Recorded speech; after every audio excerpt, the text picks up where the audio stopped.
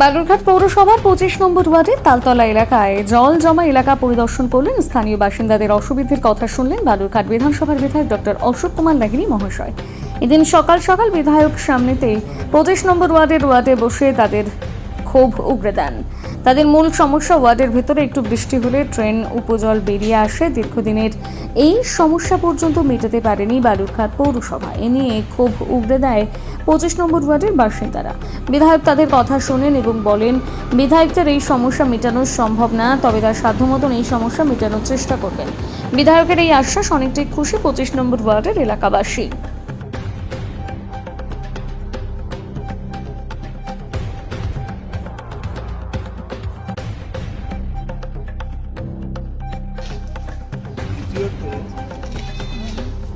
আপনারা জানেন পয়সা কিনে আছে, তারা বেসমেন্ট বানায়, মাটির নিচে ঘর বানায়, সেখানেও বাথরুম থাকে। সেই বাথরুমের জল কোথায় যায়? সেই বাথরুমের জল একটা ট্যাঙ্কে যায়, পাম্প। ড্রেনের জল আর বৃষ্টির জল আলাদা করা দরকার। তাতে যদি আমাকে বলেন থাকতে, আমি থাকবো, আমাকে নেমন্তন্ন করুন। তো আপনাদের দাবি করতে হবে, কারণ এই এখন পরিষ্কার করে দিলে আপনারা হাততালি দিলেন, আবার যেই বৃষ্টি হবে দেখবেন জল জমবে। জল জোড়াতালি দিয়ে হবে না, এটা বড় কাজ করতে হবে। এখানে 25 নম্বর ওয়ার্ডে এসেছিলাম। এদের বহুদিনের পুরানো সমস্যা, সেটা হচ্ছে বৃষ্টির জল বেরোয় না, রাস্তায় জল জমে থাকে, বাচ্চারা স্কুল পর্যন্ত যেতে পারে না, কারণ রাস্তায় জল আছে। আচ্ছা, এই রাস্তায় জলের যে সমস্যা, তার জন্য দেখলাম ড্রেন পরিষ্কার করছে।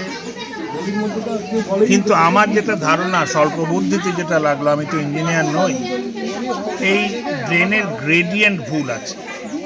ড্রেন যায় ওপরের থেকে নিচে, কারণ জল ওপর থেকে নিচে যাওয়ার পর এখানে কোথাও কোথাও দেখছি ড্রেন যাচ্ছে নিচু জায়গার থেকে ওপর জায়গায়, তার ফলে ওখানের জল তো এখানে চলে আসে। তো আমি এদেরকে বললাম, এই সমস্যার সমাধান সহজভাবে হবে না। একটা হাইড্রেন্ট মানে যেখান দিয়ে বৃষ্টির জল যাবে সেটার আলাদা পথ বানাতে হবে, আর ড্রেন হবে আলাদা। আর ড্রেন দেখতে হবে যাতে উঁচু জায়গার থেকে নিচু জায়গায় যায়। ড্রেন নিচু জায়গার থেকে উঁচু জায়গায় গেলে ও ভগবানের এমনই সৃষ্টি যে ও জল কোনোদিনই যাবে না। সুতরাং এর সমস্যার সমাধান বিধায়ক উন্নয়ন তহবিল থেকে হবে না, এই সমস্যার সমাধান করতে হবে পুরসভাকে, এই সমস্যার সমাধান করতে হবে রাজ্য সরকার।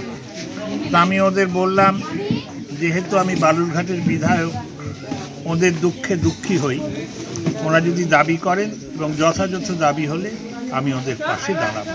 নমস্কার।